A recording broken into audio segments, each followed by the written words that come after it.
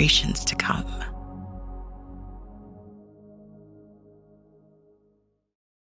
Welcome to another edition of the Thoroughbred Daily News Writers Room podcast. My name is Bill Finley. I'm a correspondent for the Thoroughbred Daily News. Happy holidays, everyone. I'm Randy Moss with NBC Sports and the Buyers Speed Figure team. Zoe Cadman here with XBTV and First Racing. If I'd known we were going all Christmassy, I'd have worn my Christmas jumper. Mm-hmm. So this is a special edition of the Thoroughbred Daily News Writers Room. It is our best of 2024. We're trying to give some of our employees a couple weeks off and a little bit of rest time as the holidays coming up. So we hope you enjoy this because we're going to give you what we thought were some of the best interviews that we compiled this year in 2024. So sit back and enjoy. This should be fun. So back in June, just prior to the first ever Belmont Stakes at Saratoga, we interviewed Richard Migliore, the former jockey and now racing analyst for Fox Sports. We asked Richie about his expectations for that historic 4-day meet and about his opinions on the Belmont Stakes in particular. Welcome in now, the Green Group guest of the week, and it's an old favorite of mine, Richard Migliore, a guy who'd had a great career as a jockey and is doing, I say, just as well as a TV commentator now, as he's part of the Fox program that will be airing the Belmont Stakes on Saturday. Richie, welcome and thanks for joining us here on the TDN Writers Room podcast. I always wondered about this. You are a New York guy, New York through and through. You root for all the New York sports teams. You were born and raised in New York. How would you compare? You were never lucky enough to win the Belmont or the Derby, but would you have rather won the Belmont than the Derby? Wow, that's a great question. I mean, you know, the easy answer would be the Derby because that's the first thing people ask you. Did you ever win the Kentucky Derby? And I was fortunate. I won a lot of Derbies, and I would have traded them all for one Kentucky Derby. But honestly, the Belmont and the Travers probably held more allure to me. The Kentucky Derby, for me growing up, could have been, on Mars. I was going to Aqueduct for races like the Sport Page Handicap and the Toboggan. Those were tangible to me, but it would have been nice to win any one of them. Unfortunately, it wasn't in the cards. So, Richie, what are you expecting the scene to be like with the Belmont Stakes run at Saratoga for the very first time? I can already feel the energy that's been in town. I got up here Saturday morning. I ran back home for one day, but Saratoga always holds that kind of energy and you feel the charm of it, the mystique of Saratoga, but it's amped up even more here. I don't want to say it's going to be a madhouse, but it's going to be on the edge of chaos. I'm excited about it. Listen, Saratoga to me is America's classic racetrack, obviously home to the National Museum of Racing and Hall of Fame. So much history here, and you could feel the history. It's palpable. And now we're having an American Classic. And I know a lot of people are upset, it's not a mile and a half. Well, the Belmont Stakes have been run at 5 different distances at 5 different locales already. So, yes, in the modern era, there's tradition about it. But, the more things stay the same, the more things change. Meg, where are you right now? It looks like you're in a very green place. Would you happen to be on a picnic table somewhere? I am on a picnic table right outside the paddock. I bombed in here. Bees are buzzing me.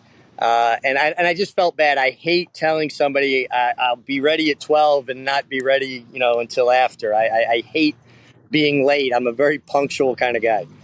That being said, is it possible to still get a reservation in Saratoga? Because this weekend to me seems like, is it a little bit busier than Travers weekend? Because that's the only thing I compare it to. Yeah, it's even busier. You have to go as far away as Albany or up towards Lake George to find a hotel room that you could get for any one of the days. There's still tickets for Thursday, Friday, Sunday here at Saratoga. Saturday's completely sold out. But yeah, no, even dinner reservations. Luckily, Zoe, I have friends that are in the restaurant business up here, and I will be picking up takeout every night. Richie, one of the biggest differences, not only that the race is being run in Saratoga as opposed to Belmont, but is the difference in the distance of the race, which you mentioned earlier, from 1.5 miles to 1.25 miles. There's no way they could have run this thing at 1.5 miles at Saratoga. That would have made no sense. And anybody thinks it should be 1.5 mile race. No, you're just wrong about that. But how about from a jockey's perspective? Will the riders ride this race any differently because it's 1.25 miles at Saratoga versus 1.5 miles at Belmont? I do believe, Bill, they'll ride it differently. I think going 1.5 miles, which is not a distance that is common in North America, particularly on the dirt, riders ride it much more carefully. They're much more inclined to worry about a horse getting the distance. 1.25 miles, a lot of these horses obviously have run in the Derby. They're not going to be as concerned about the 1.25 miles. So I do believe they'll ride them a bit differently. I do think you'll see more of a legitimate pace, particularly in this Belmont, because there are 3 or 4 that I think are confirmed, not front runners, but forward type horses. I do think it'll be ridden considerably different in that respect. I'm one of those people who do think it should be run at 1.5 miles, and I don't think I'm wrong about it, but I do understand why they're not, because it would be started on the turn. But let's talk about Sierra Leone, first of all, Richie. I mean, he's the horse that is going to be the favorite, probably a pretty solid favorite, I think. And a lot of the talk about Sierra Leone is obviously his Kentucky Derby and the lugging in, and now the jockey change and the bit change. Give us your opinion about all that. Well, this is a horse, Sierra Leone, that has always shown that propensity to want to lug in. He did it in his first start. I think it cost him the Remsen Stakes because he lugged in on top of Dornoch, and it emboldened Dornoch. Every one of his starts, if you go back and look at his Bluegrass, he's not running straight on his own volition. He's having to be corrected. And if you look at some of the still shots of the Derby, he has a snaffle bit, which Zoe will attest to is a very mild bit in a horse's mouth. And it's basically pulled all the way through his mouth by Tyler Gaffalione, trying to keep him straight off of Forever Young and go forward. Now, they said they had experimented previous with that bit, and Chad Brown, his conditioner, wasn't thrilled with how he reacted to it. But since the Derby, he's worked in it 3 times. I was here for the last work. And it looks like it's having the desired effect. So, obviously most people are too young to remember when cars didn't have power steering. Basically, he's outfitted with power steering now, as opposed to with that snaffle bit where he wasn't. I feel bad for Tyler Gaffalione, and let me, couch this by saying jockeys take off horses all the time to ride a horse they perceive as a better horse, right? Everybody's looking out for their best opportunity. So I'm never going to criticize an owner or trainer for doing what they think they need to do to see success. But I feel for Tyler Gaffalione in this instance because, he rode the horse when it was more difficult to ride him. And now with this change of equipment, he doesn't get that opportunity. And as a former rider, I guess I'm a little sensitive to that. It just doesn't feel like it's 100% fair. Now, that being said, if he could have rode a better one, he might have taken off. That's the nature of the business. I will say I question why he's never worked outside of horses with the new equipment. Every time he works on the rail. And as Zoe knows, a lot of these bigger, tougher kind of colts, a lot of the lugging is about getting over on top of a horse. They want to bully them. They're not as interested in running by them as they are to assert their dominance physically. And I really felt like Forever Young actually facilitated or started that contact and gave him probably 10%, and then he gave back 90%. But I think it kind of set him off a little bit. Like a horse came out into, there's a guy in the bar, somebody brushes them, and they're, ready to jump and fight, right? I felt like that was a little bit what was going on with Sierra Leone. And I really do think he would have won the Derby if he could have been ridden properly. So you can make the case, he's 2 noses away from being undefeated, and you can make the case he should be undefeated. So I do think the bit will help a great deal. But I still would have liked to have seen him work outside of a horse that you would have gotten even a better idea of its effectiveness. Couldn't agree with you more, Richie. I've been banging on about that for weeks, like work him on the outside. I believe he's trying to get to the rail as well. All right, Richie, put on your beret and put on your Frenchman's accent. I want you to take me through the race aboard Sierra Leone as if you are riding him. What does Flavien need to do? Well, a lot's been made of the trip beyond the bumping that, he had to come wide. He saved ground all the first turn, and I'm a great believer in saving ground. And if you're going to be wide, you're going to be wide on one turn, you've got to make a conscious effort to be inside as much as possible on the other turn. So obviously you're on a closer. The first turn, you want to save as much ground as possible. He's also not a horse that you can stop and start. Much different than Mystic Dan, who is a ballet dancer, right? He can get up in a spot, idle, be asked, pick it up again. He can make multiple moves, which helps a rider out immensely. And it's going to lend himself to getting ground-saving trips and taking advantage of when opportunities present themselves. Sierra Leone is a completely different kind of horse, and he's a horse that runs with his head out and down. He's gotten bigger and stronger since the Derby, guys. I will tell you that. He's actually matured a great deal in these 5 weeks. And you think about it, they're like children. They start to have growth spurts and develop at different stages. For a 3-year-old colt, usually from the middle of January, end of January through this period of time, they change a great deal. I've seen the most physical change in him than anybody else since the Kentucky Derby. But again, getting back to it, you can't stop and start him. So you've got to save as much ground on the first turn, in my estimation, if I'm riding Sierra Leone, and start to find my way to a clear path, whether that's inside or outside. But I want to put myself in a position where I don't have to stop him, because I don't think you're going to get him started again. You think about driving a trail of my daughter to a horse show, right? And I've got horses on the back and I got my truck. If I hit the brakes, it takes me a long time to get my momentum going again. If I'm driving a Porsche, I can hit the brakes, stop, start, accelerate again. I think that would be the best way to describe the difference between Mystic Dan, who's a Porsche, and Sierra Leone, who's just more of a truck that once you get that momentum, you don't want to lose it. So I would be looking to get him as clear a trip as possible. I also, if I was riding him, I would have begged to work him. I would have drove up here from anywhere to get on him, so I had a better idea of exactly what I was dealing with. So if you're riding him now and you're headed toward the stretch and you know his background, what's in the back of your mind? Well, hopefully by then I'll have a better feel of how much control I have of him and make the decision to put him in the clear. I would prefer to be in the clear with a horse like that, but not if I'm having to fight him or correct him constantly. Because the more you're correcting, the less you're going forward, right? The finish line, the bag of money's up there. If I'm going sideways, I'm inhibiting my ability to get to that bag of money. You'll go to the Migliori patented left-hand crop. Well, let's factor this in, guys. We have different crop rules than we used to. And my contention with that has always been that, yes, I do think that riders need to be regulated and have a better education. Sometimes riders get caught up in going to the crop because they think that's what people need to see, as opposed to that it's actually being effective. But the limited amount of times, you've got horses with short attention spans, you got horses that lug in or lug out.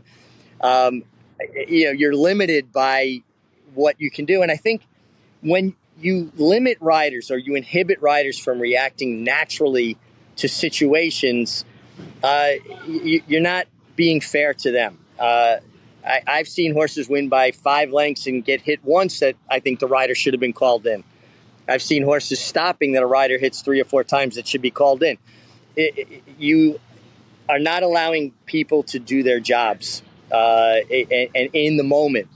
And it's not like you have a lot of time to think about it. You have to be able to react and allow your instincts to take over. And I think it inhibits instinct. So, I think Flavien has to be aware of that too. I have 6 times that I could really get at this horse, and how do I meet that out?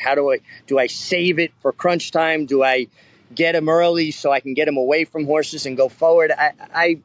I think that's where sometimes I have trouble with some of these restrictions. Richard Migliore, thank you so much for being our Green Group Guest of the Week. We'll be following you on the broadcast on Fox on Saturday for the Belmont Stakes at Saratoga. Is going to be a great event in the history of horse racing. No matter who wins, you're going into this knowing this is going to be something extremely special. And Richie, I'll be home watching you, and I'm sure you'll be telling the listeners all the good things that are going on. I want to thank you for being our Green Group Guest of the Week, and good luck on Saturday with your broadcast. Thank you, guys. This was a lot of fun, and I'm, obviously friends with all of you, but a big fan of all of you as well. At Keeneland, a horse will always be measured in hands. Hands that see, that sense, that speak. Hands that hold our sport to a higher standard. Not for our sake, but for theirs. For the love of the horse, for generations to come. You're seeing him on a skyrocket to success. He's really stamping his progeny, getting big, scopy, really good moving horses. He moves your mares up so much. I think that reflects back in his versatility. They do everything. They've got enough speed, and then they'll go 2 turns. They can sprint, they can route, they can run on the turf. I think he excels at a mile on the dirt and beyond. It's all culminated into when they show up here, we all want them. When you're at the barn and you walk out of the office, you see a shed row full of constitutions, it's always a good thing. We also interviewed one of my favorite people in horse racing, and his name is Flavien Prat. Flavian, however you want to say it. In 2022, Flavien decided to make the decision, one that Bill didn't agree with, but he went anyway. He made the decision to leave Southern California to come east. And boy, did that decision pay off. In 2024, in Saratoga, he smashed the meet record with 16 stakes wins. We talked to him on the eve of the Saratoga meeting, which he would go on to dominate. Now we're joined by our Green Group Guest of the Week. It's one of the hottest jockeys on the globe, Flavien Prat. Flavien, thanks so much for joining us. And first question I have for you is about the 3-year-olds, which we're going to be talking a lot today, and the new shooter. You rode him for Chad Brown in an allowance victory Saturday at Aqueduct. He won very easily for the second straight time. What do you like about him? What is his future? What I like about him, he's running fast. No, he has done everything right. He was before his first race. Everybody liked him, and he was training well going into his first race. He ran well and came back even better, and then ran a good race in Aqueduct. Follow-up question for you on that. It was interesting. That was the same day that Catching Freedom ran as the favorite in the Ohio Derby. You had been riding him. What were the circumstances? Did you actually choose to stay in New York to ride Ultimate Wisdom, or was there more to the story than that? No, yeah, it was one of those situations where it was either I was going to the Ohio Derby, or I was staying in New York and give a chance to see what Unmatched Wisdom could do. And I don't know, I just felt like I was going to try to see what Unmatched Wisdom could do, and he ran a good race, so I was very pleased with that. So, Flav, before we dive into some of the other stuff, let's keep it with the 3-year-olds and talk Sierra Leone for a second. Okay, going into the Belmont, everybody knew about his lugging in situation, his habits, the bit change and things like that. And watching the Belmont Stakes, at one point, like at about the 3/8 pole, maybe I'm like, my God, he's going to be 20 lengths. He's going absolutely nowhere. And then all of a sudden, belatedly, here he comes. What were your thoughts on the kind of race that he ran in the Belmont Stakes? Well, I had pretty much the same thought as you. It seems like that day the track was pretty fast, and it was very hard to make ground. I was not traveling at all down the backside. I couldn't, it felt like the first quarter was quick, and I was okay where I was, and I was trying to, get him into a rhythm, and I figured once I get down the backside, I'll pick up a few horses, and as it goes, you'll start building momentum. But that was not the case. He was struggling to get some momentum, and he finally turning form. He finally made a good run. So it was not as expected, but at the last part of the race was good, and so hopefully we can build something up for the future. He's obviously got a huge amount of talent locked in there. So, I mean, what's the solution? Not that he's running poorly. Is it just going to be maturity? I mean, what else can be done at this point? Well, I think, like I said, I don't think the track suited him that day.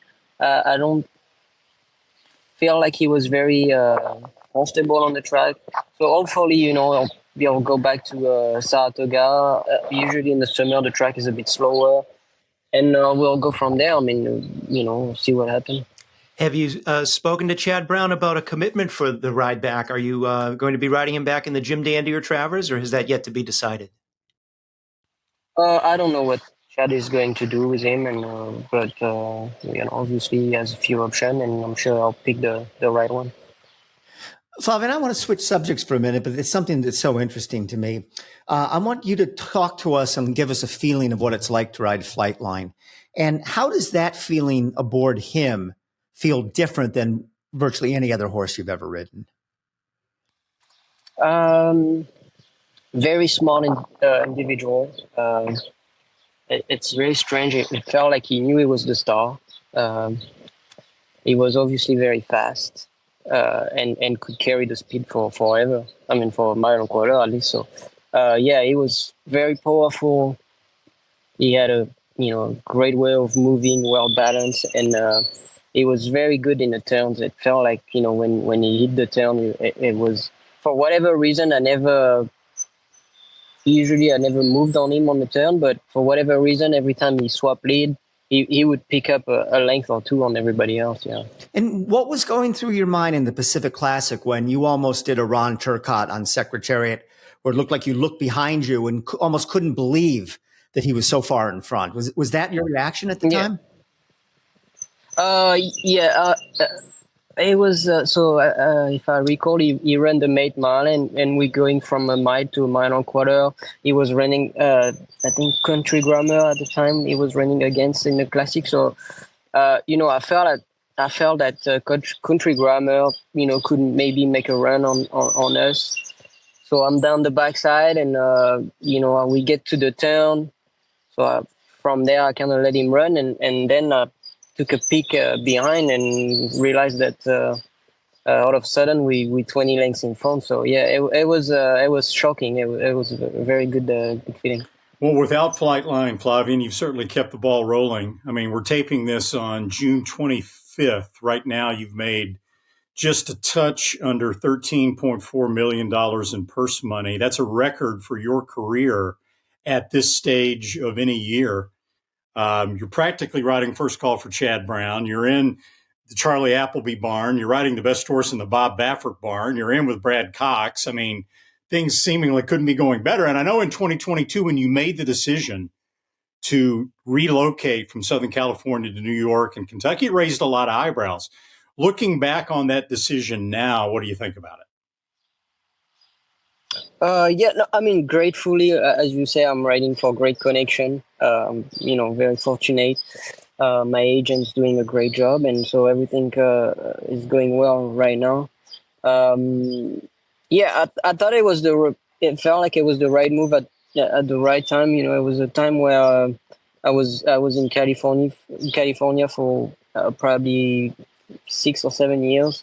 And it just felt like it was time to, try to do something else and explore a little bit the East Coast. And I had the opportunity to ride for some trainer on the East Coast. And I thought it was just the right time to do it. That did seem like a very natural progression for you, Flavien. Let's maybe roll the clock back a little further. You started riding at age 16 in your home country of France. You were a champion apprentice the year later, and you only began riding in winters in Southern California in around 2009. And we look at the way your career has taken off and just blasted off since then. What do you know now with the experience that you've gained here in North America that you wish you knew when you were starting out? That was quite a bold move to be able to switch your tack from France to Southern California. What do you know now that you wish you knew then?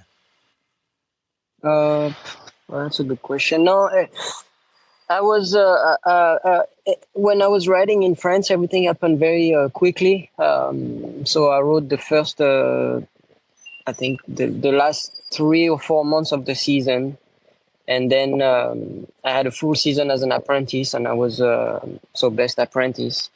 But it happened very quickly. I was very young. I don't think I was ready for that. I was putting in position where a lot was expecting from me, and I don't think I was ready for that. But it was good because then I went to smaller racetrack. I was riding less quality horses, and I had to fight. I had earn my way, and it was hard. But it was a good thing because then I came here and I was starving, and I wanted to do well, and I think at that time then I was ready to do better. Flavien, you have won a Kentucky Derby, of course, officially 2019 with Country House, but I've read that you really don't look at it that way, that it's sort of what we would call a hollow victory, of course, because he was put up through disqualifications. Do you feel that you're a Kentucky Derby winner already, or do you feel I still need to get my first real Derby win? Well, I did win the Kentucky Derby, but obviously not I mean, it's not how you want to win it. Like you don't cross the finish line first and all that thing. And hopefully, I would be very fortunate if we can do that again. But regardless, I won the Kentucky Derby. One of the things that we horse players have noticed, Flavien, is that more than you would expect, I think, for riders coming from Europe, particularly from France, you and in particular also Florent Giroux have mastered the art in this country of being aggressive early in races when the situation calls for it. How long did it take you to adjust that way to American racing, and do you see that as an advantage?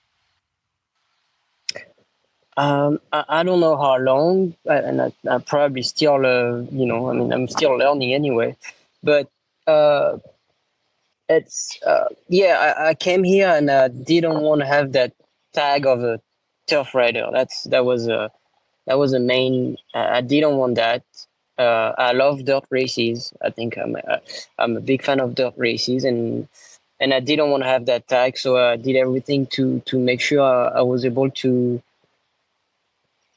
perform on the dirt. And obviously dirt races, you need to be aggressive at some point, and you need to put yourself in a good position, going into the first turn. It's something that I always try to improve, that's for sure. Flavien, as you continue to learn, you said you're always learning. Take a look back at the earlier stages of your career when you were trying to cement those habits and get them part of your routine and your makeup. Who was a jockey that was a great influence on you, and maybe what was the best piece of advice you ever got from a veteran rider? I don't think there was one, run rider that I picked, but obviously, you look at the when I was in California, obviously Mike Smith, it's one of the riders that has one of the best palmarès, and it was somebody that I like to look at and very easy to talk to, and can give you advice. But no, there's been a lot of rider that that I watch, and but I'm not. There's not one in particular. Flavien, it's interesting to me that, and maybe people don't all know this, and way back in your career, you're the son of, and from a family of standardbred trotting trainers. And that was where you originally stood out. Two-part question. Why'd you make the switch to thoroughbreds? And did you ever dream of winning the Prix de l'Amérique more so than the Kentucky Derby?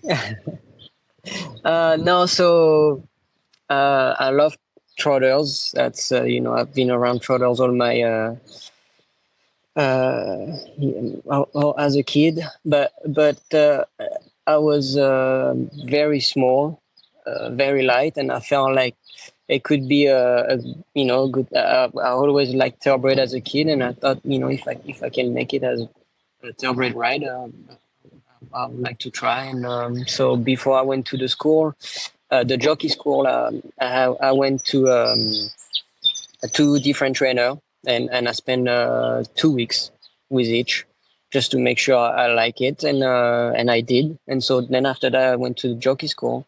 And that's about it. I just didn't want the harness business. It's a lot family related.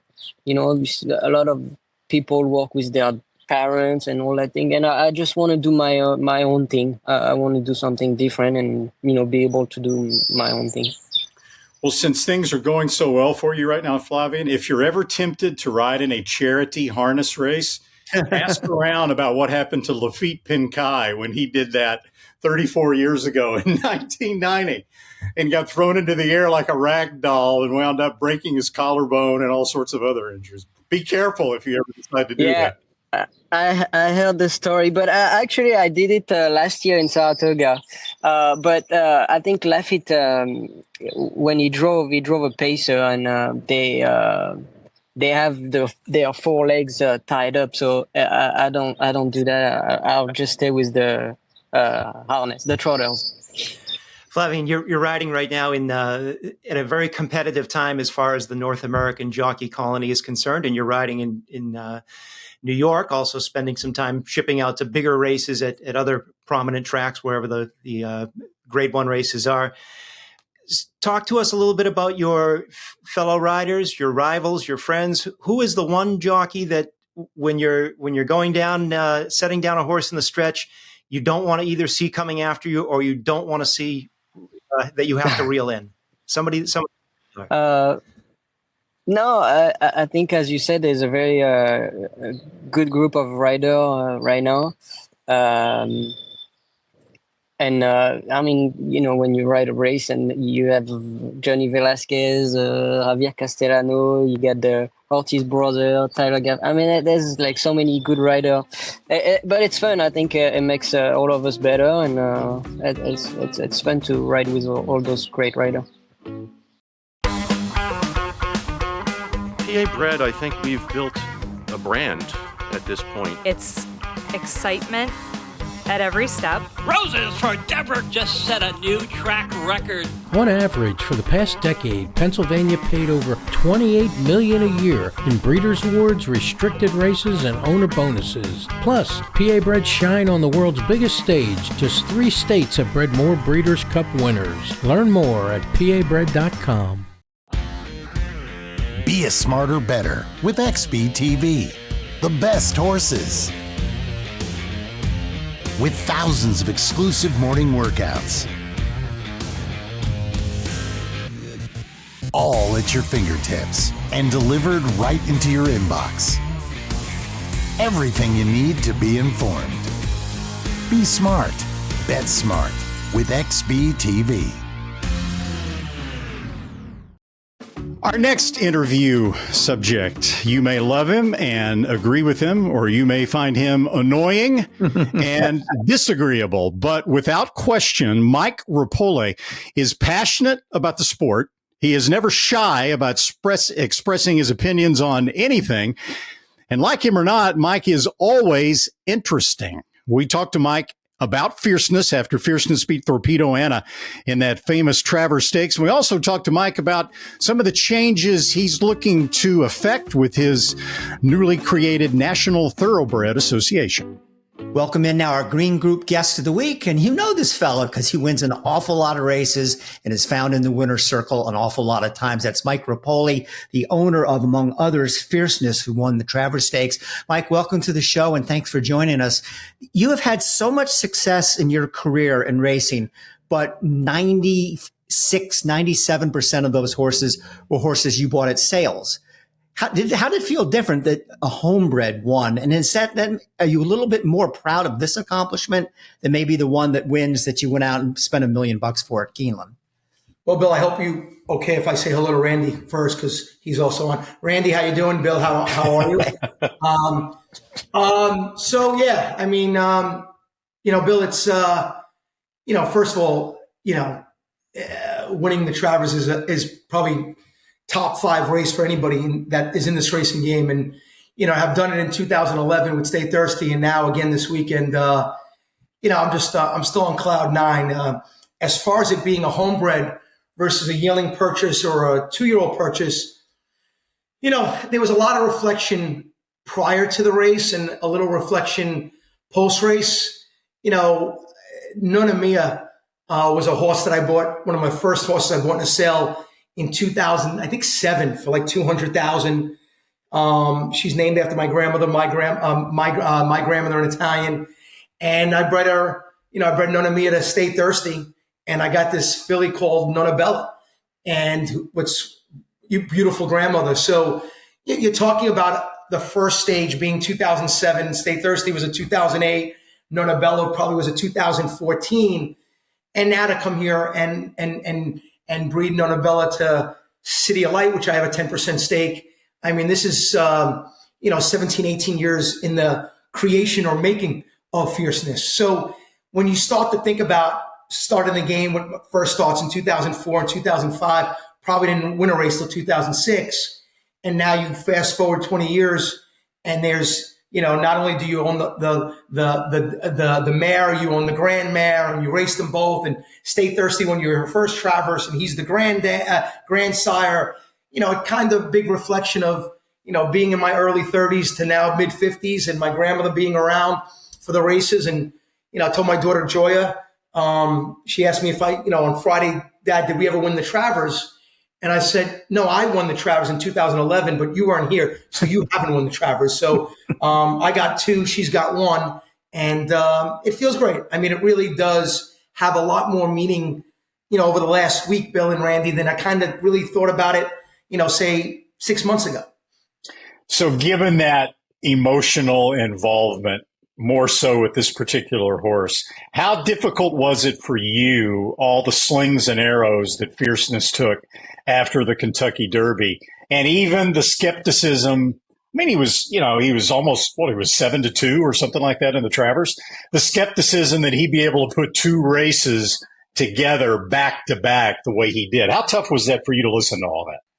Randy, listen, as far as tough, very tough, but, I pride myself on, I bought a sneaker company, apparel company called No Bull.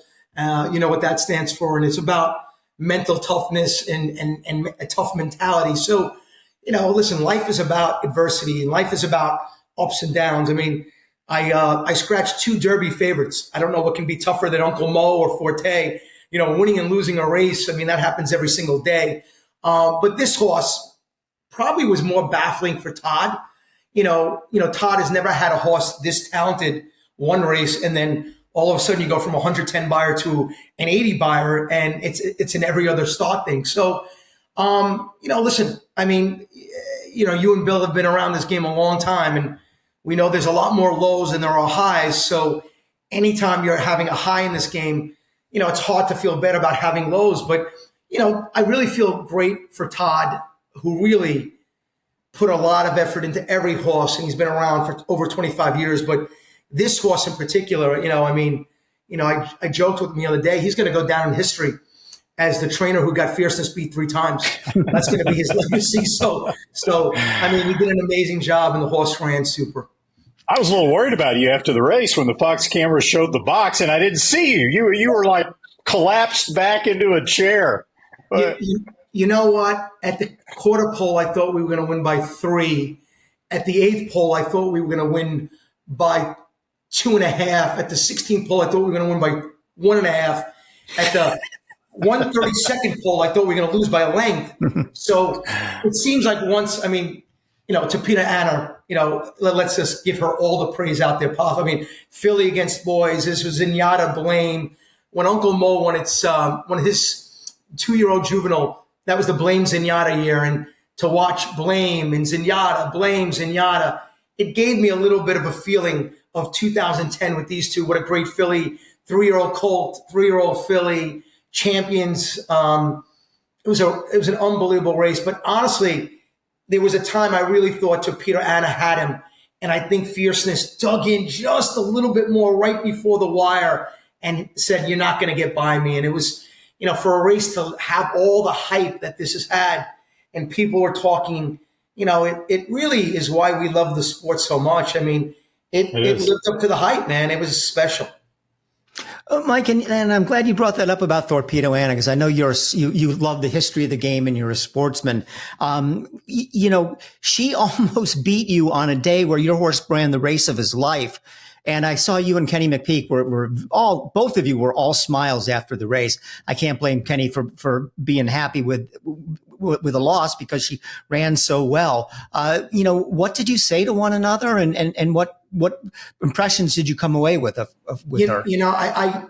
I've been in that position, and to be as, to take a loss like that as well as Kenny and Team Torpedo Anna took it. I congratulated them, but in a way I feel it's uncomfortable to say, hey, we won, congratulations. And hey, you ran a great race. And, the biggest compliment I could give him, I said to him, please keep this filly with the girls. I don't want to do this again. Like, please, like that. I mean, that's the biggest compliment I can give him, is like, I don't want to face her anymore. I mean, she ran an amazing race. I mean, I've tried Nest in the Belmont, ran second to Mo Donegal. That second I didn't take too hard because I also own Mo Donegal, so it wasn't that bad. But I've watched Todd with Rags to Riches before this. I mean, it's done once in a while, and applaud the connections for taking a chance. And she did nothing but, she could have won the Alabama by 7, and she was second by a head to 2-year-old champ and possibly 3-year-old champ. And now it's, if all goes well, it's in Todd you trust to map out a plan going forward. And I guess that plan is to train him up to the Breeders' Cup Classic. Is that kind of set in stone? Yeah. I mean, Randy, if you would have asked us after the Jim Dandy, we were telling you that he won't race until the Pennsylvania Derby. So that lasted for 12 hours. But this one, we're sure. I mean, he's probably not going to work for probably 6 weeks before the Classic. He'll get some time off. Came out of the race great.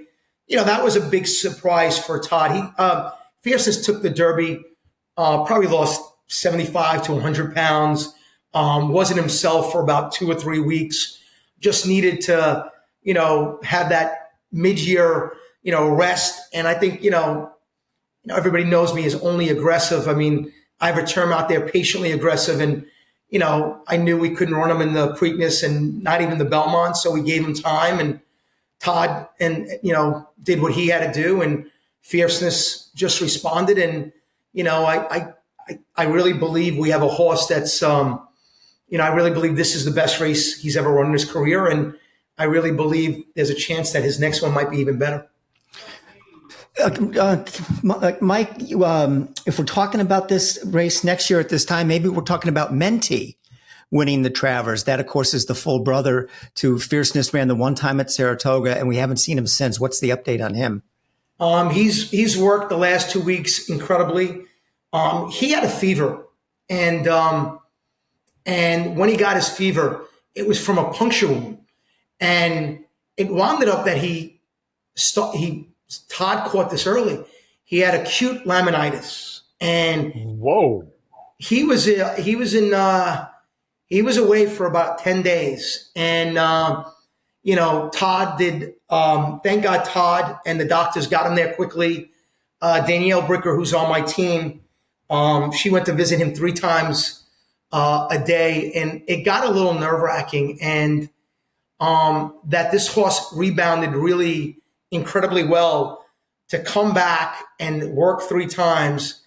I mean, this is the behind the scenes story that a lot of people don't see. And, they say, oh, sometimes you're going to retire a horse too early, or come on, just do it for the fans. But they don't understand the stress and anxiety that Todd Pletcher or my team, or even I, wake up to every day with.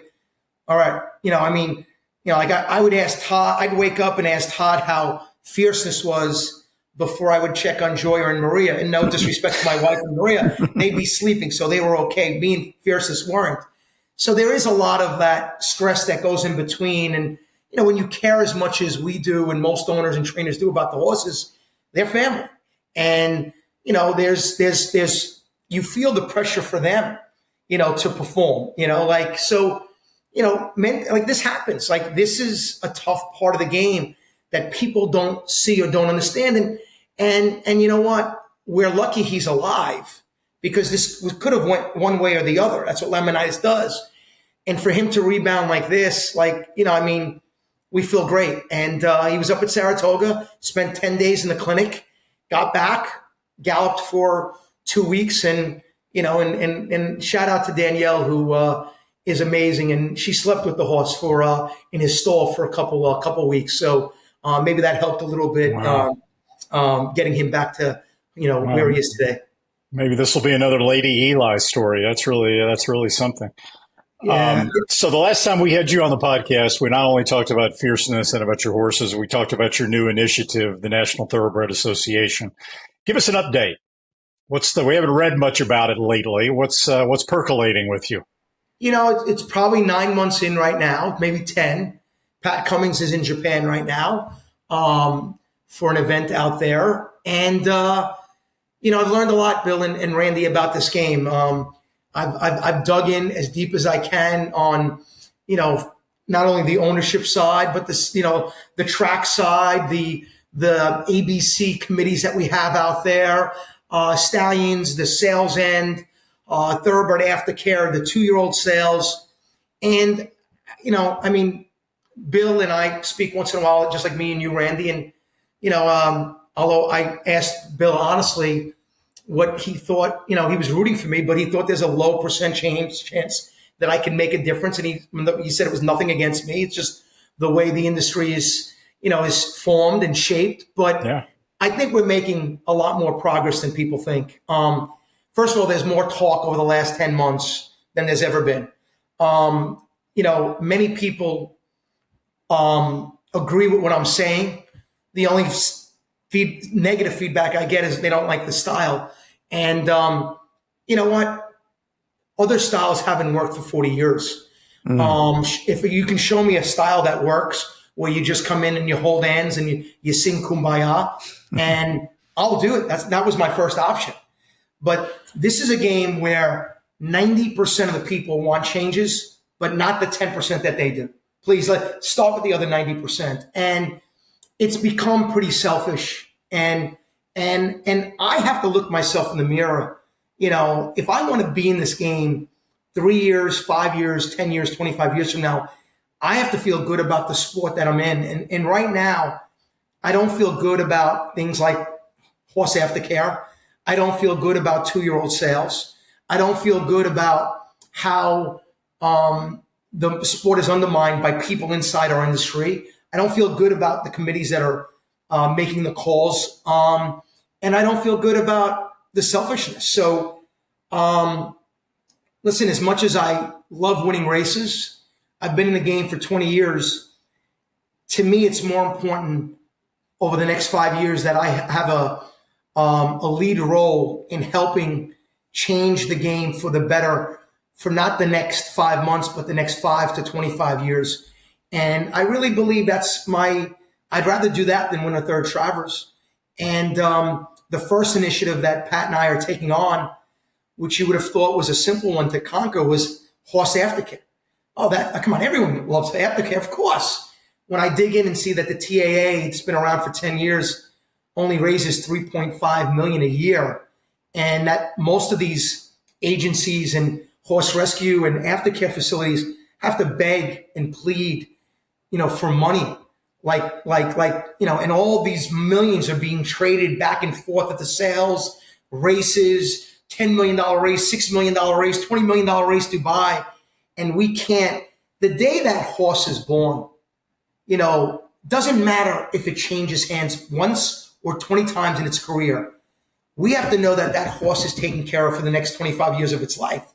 And until somebody puts a system and process in place, and honestly, the things that I'm asking for, Bill and Randy, are really about little breakage, 0.0025% if you buy or sell a horse at an auction, which would raise $9 million, okay? So if you buy a horse for $100,000, you pay $250. If you sell a horse for $100,000, you pay $250. And then the sales center chips in 0.001, which is $100. So you're talking about $600,000 on every $100,000 transaction. On $1 million transaction, it's $6,000. And I still haven't had Fazig sign on. I still don't have Keeneland sign on, and I still don't have OBS. I'm not saying that Boyd and Shannon are not going to do this, because I'm initiating this on January 1st. I'm going to say this, and this is where people don't like me at times. With or without him, this is going to happen. The stallion farms, Uncle Mo gets bred 200 times.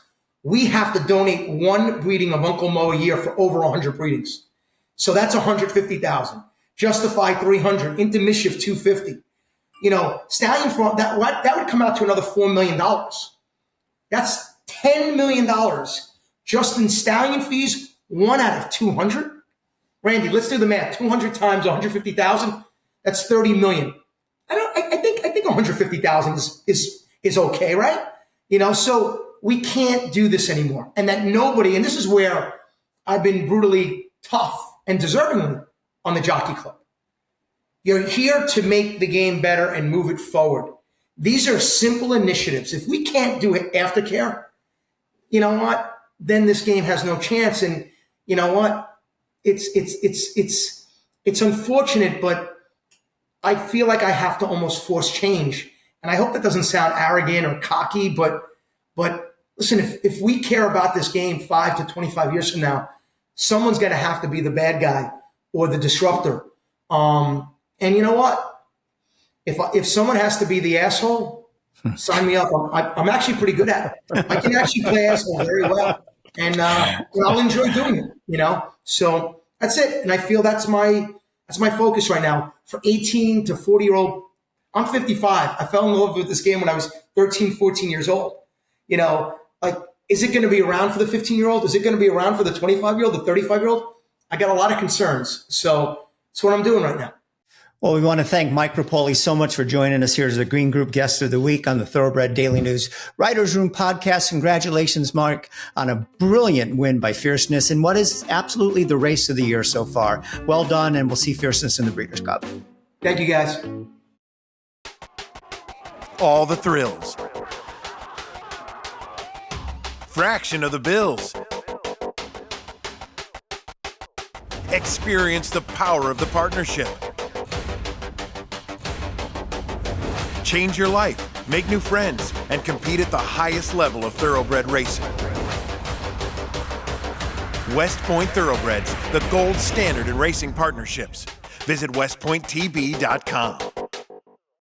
Perhaps one of the most interesting stories, and Randy can agree or disagree, but one of the most interesting stories of 2024 was Cydia Troy's foray to the Breeders' Cup to have a tilt at the Breeders' Cup Classic on dirt. And one of our most interesting interviews was with his trainer, Aidan O'Brien, and he sat down with us in October to talk about how he was prepping his superstar 3-year-old for the race of a lifetime. And Randy, we're so glad you're still here, even after Coolmore tried to sniper you. Well, we're delighted on this week's Thoroughbred Daily News Writers Room podcast, a very special guest, none other than Aidan O'Brien, one of the greatest trainers of all time, and somebody who's going to probably make a lot of noise in the U.S. in the Breeders' Cup races coming up. Aidan, thanks for joining us. And all the buzz for City of Troy has reached our shores. We've heard about how good he is. We've heard about what you think of him. But when did you start thinking about the Breeders' Cup Classic for him, and why the dirt instead of turf? Yeah, I suppose it was always on our mind. Obviously, Bill, we've never won a Classic. We've been placed in it a good few times. It's obviously a race that we'd love to win, and but we know that you need an exceptional horse to do it, really. Obviously, he's by Justify, which makes it very exciting, and always made it look like he could be very special for us. So he's pacey, he's hardy, he's stays, he's determined. He has all the things we think could have, and he could have to make it happen. But obviously, it's a big ask to run on the dirt first time, and a horse that's not trained on it. But we've went close with horses before, obviously, like a Giant's Causeway and those horses. So you say he's not trained on it yet. This is pretty interesting, I think. We find it over here fascinating. The plans going forward, the immediate future for City of Troy, the September 20th workout at Southwell with an American starting gate with other. Explain to us the thoughts behind that and the logistics involved in getting it done. Yeah, sure. I suppose, Randy, he'll fly over. It'll be like a race day for him. It'll be an artificial surface. It's not dirt, but it's as close as probably we can get it from here. And we don't want too big a change too quickly either. So it's a little bit of a change off of what he is used to. Obviously it'll be out American gates with horses. We'll probably go a mile. And we'll probably do as much as we can to have him as ready as we can without changing his whole regime every day. I suppose that's what we're trying to do. We're trying to do it a little gently, really, rather than one big shock. And obviously then the next one would be more severe for him. How many horses do you anticipate working with him? I suppose between 5 and 8, we think. Yeah, so we'll probably... So it'll depend on what way it'll be, but we think we'd probably need at least 5. So, Aidan, let me get this straight. You're going to load 5 or 8 horses onto the Ballydoyle Plain, take them to Southwell, and you're also taking your American starting gate. When did you get an American starting gate at Ballydoyle? And can you just explain to everybody the difference between the English and the American ones? And why? Yeah, they're bigger, they're stronger, they're closer.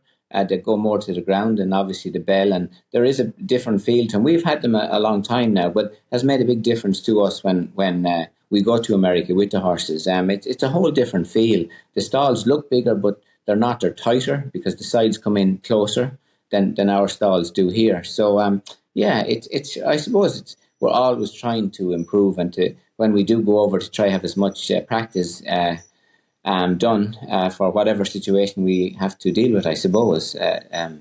Zoe. Will you use a handler? Because I know that's been problematic in the past, because you might not have one, but there'll be a guy next door that could spook your horse. Yeah, we probably will.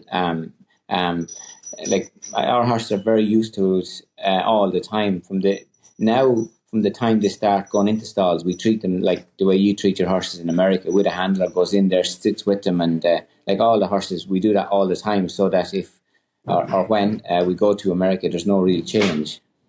Would the plan be to expose him to kickback in this? I think so. Well, the surface we're going to work on it. Ryan said there's not much kickback anyway.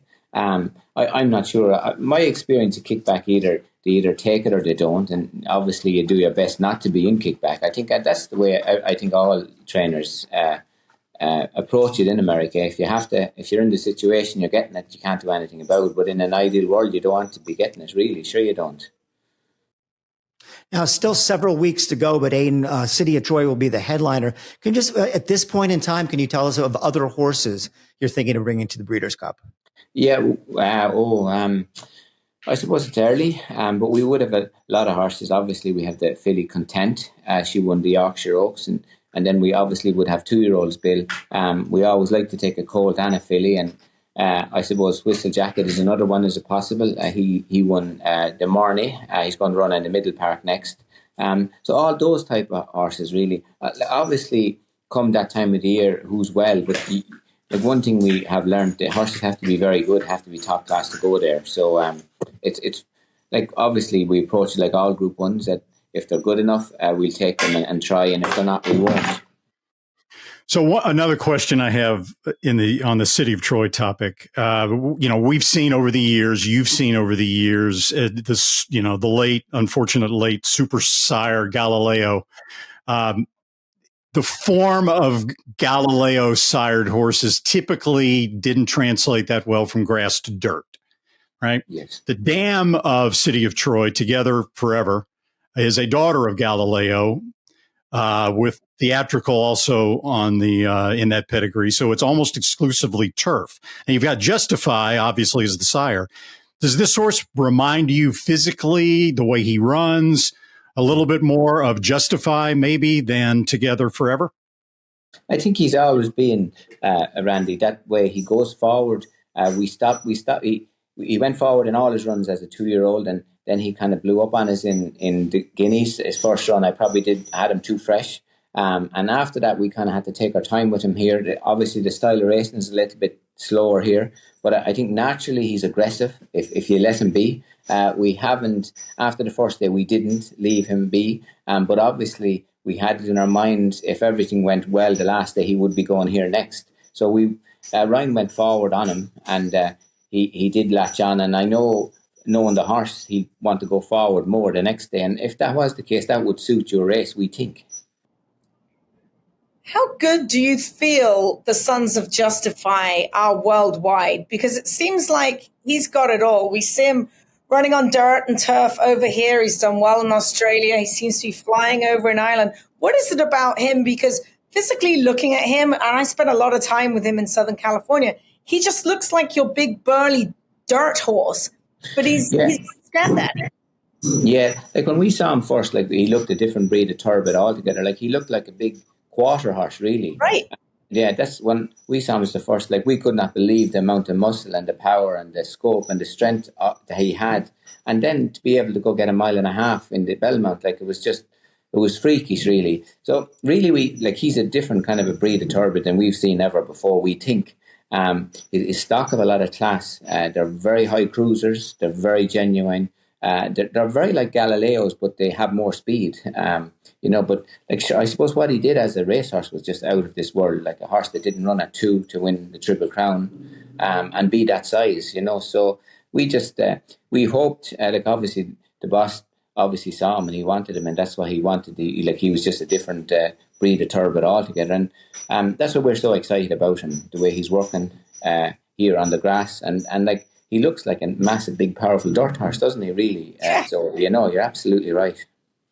We always look forward here to seeing the Coolmore horses for the Breeders' Cup. The Breeders' Cup would not even be close to what it is right now without John Magner and the rest of Coolmore and the horses that you've trained coming over here, such sporting gestures year after year after year. How much do you enjoy Del Mar as a site for the Breeders' Cup? We love it. Obviously, we love walking on the beach. It's unique, isn't it, really? Obviously, when we go to the Breeders' Cup, it's a big. It's great for us to go over and experience it. I think you have to go and experience it to really believe it. The atmosphere and the hype, and it's just very special, really, that time of the year, and all the best horses are there. It's the ultimate test, really.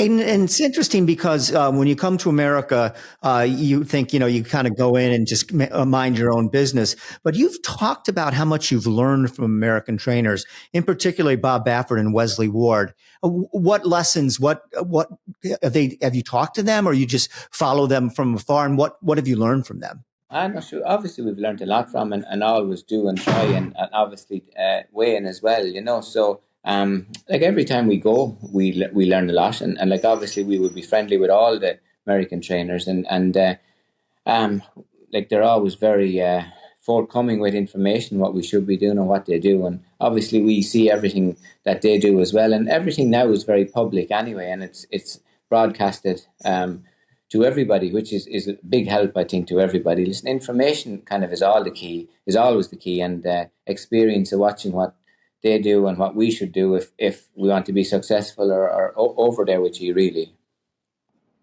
What's left for Aidan O'Brien? You have won just about everything, aside from the Breeders' Cup Classic. Like, what are one of your goals that you're like, I really would love to win this race? Yeah, no, not really. We never approach anything like that. So we always try to do our best with every horse, take it as it comes. And I think if you start doing that, it just becomes too difficult and too much pressure, you know. So we try and do our best with every horse to get the best out of them and try and win whatever races we would like to win. But some races are very difficult. And like, obviously, like the Classic, we've never won a Classic, you know, and we've ran very good horses in it. So it's very, very difficult. And we've tried very hard. So all we can do is try again, really. Would you try the Kentucky Derby? Would you? Yeah. Well, we have had runners. It's very tough in this part of the world because maybe the preparation isn't as tough to get into it. I think a lot of the horses in the Kentucky Derby, it's a tough preparation and they're really ready for it when it does come. Like, we wouldn't be able to probably give them that preparation over here. But like everything, it's not impossible, we think. But you just have to have the right horse, and you don't win it with a second racer, really. So on that same general topic, Aidan, one of the big stories of American racing this year, especially this summer, has been that Godolphin and Charlie Appleby have sent basically a full-time string to stay in the United States. I think they've run 19 different horses this year. They've made almost $5 million in purses. Is that something you think that your bosses, the Mr. Magner and Tabor and Smith, might possibly be looking at for the future? Yeah, I'm not sure. Like, obviously we have Ballydoyle here and we have all kinds of gallops, and it's on a plane journey away, really.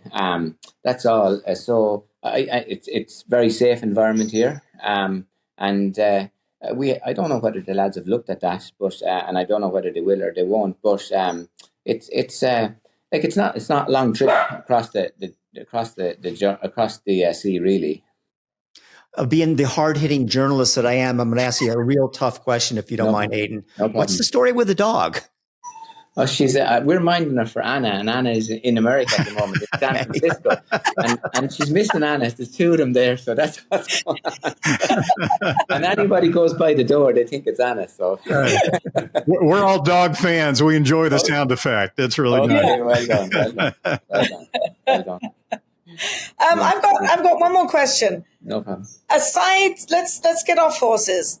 Does Aidan O'Brien have a bucket list of a place he'd like to see, like to go? Do you want to jump out of an aeroplane? Is there something that you want to do other than horses? No, like, obviously there's a lot of stuff, and I don't do much ever. I go racing and I go to the tracks, and I don't get time really to do anything really. That's just the way my life is. It's 7 days a week, 24 hours a day, and like, if we fail, we've done our best and we can accept it. But if we fail and we haven't, it's just harder, you know. So the time will come, I presume, when that'll happen. But at the moment, like, it's full on, and it has been for 25, 30 years, you know. So, but listen, hopefully I see those places on telly at the moment. We hear that from trainers all the time over here, also, Aidan. Like I remember talking to Bob Baffert, and when he had his unfortunate suspension a couple of summers ago, he took his family on a big vacation, and he said it was the first time he'd ever been able to do it. When's the last time you just went on a vacation, left it all behind? Yes. A week, 2 weeks? Yes. When? No, so we've never done it really. We go to the Breeders' Cup every year, and then we go from Breeders' Cup. We usually go to Barbados for a week to meet the lads in Barbados. And but this year we won't be, because we have Augustus Rodin. The plan is for him to go to Japan after his next run. So we'll be trying to get back here as quick as we can. So hopefully sometime we'll see those places. I think the Sandy Lane Hotel in Barbados qualifies as a nice vacation. Exactly. Hey, Aidan, before we let you go, I have one last question for you. This is the first time, I believe, that you've run horses at Kentucky Downs this year. And, what are your plans in the future going forward? Will we see you participate even more? And how much of a buzz is it creating in Europe with these just unbelievable purses? Yeah, no, I think it's unbelievable, really. And that's what will bring horses. The purses will bring horses, and that's what's happening. And I think everybody's talking about it. And I think it's only going to become more popular and more popular. Everybody wants to be there. Listen, obviously everyone knows training horses is an expensive operation and has to be funded. And for maybe horses that, especially geldings or colts, that maybe are not good enough to go to stud, it's a big outlet. Mm-hmm. And I think everyone is talking about it all over the world, you know. So, and I think it's going to get more and more popular, really. Very good. Meanwhile, I volunteer to take your place at Sandy Lane Hotel next year when you can't make it. Right? Maybe we can do the podcast from Sandy Lane. That's on my bucket list, actually. Yeah, well done. Well done. All right. Well, Aidan, we want to thank you for joining us today on the TDN Writers Room podcast. Best of luck with City of Troy. Keep up the good work. You're having a typical great year, and it was a joy to talk to you. And we'll see you at the Breeders' Cup. Yeah, look forward to it, Bill. Thanks. Thank you. Thanks, Zoe. Thanks, everybody. Well, that's a wrap on this special edition, the best of the TDN Writers Room. Happy holidays to everybody. I want to thank my cohorts, Randy Moss, Zoe Cadman. I want to thank Sue Finley, our executive producer, and also our producers and editors, Katie Petroniak, Anthony LaRocca, and Aaliyah LaRocca. It's been a fun year, and we're going to have a great 2025. Happy holidays, everybody. Enjoy.